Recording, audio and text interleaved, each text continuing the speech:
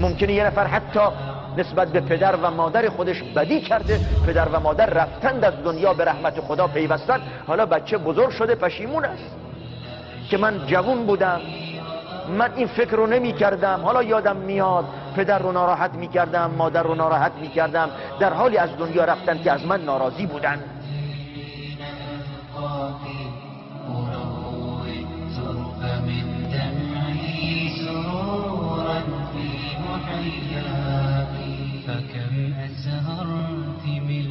و شنیدم که رضایت خدا در رضایت پدر و مادر است. من روز قیامت چه بکنم در حالی که پدر و مادرم ازم ناراضیان؟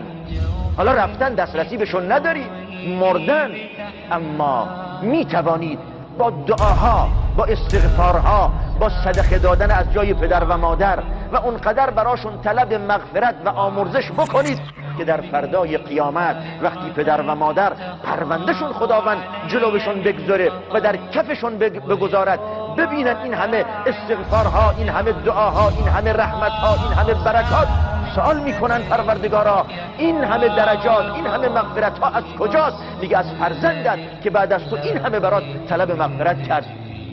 وقلت مقالة لازلت مدكرا ممکن نیست که بلخص پدر و مادر اونجا هم دلشون به رحم نیاد، همونجا هم دلشون به رحم میاد و بچه‌شون رو حلال میکنن. پس میتونیم جبران بکنیم.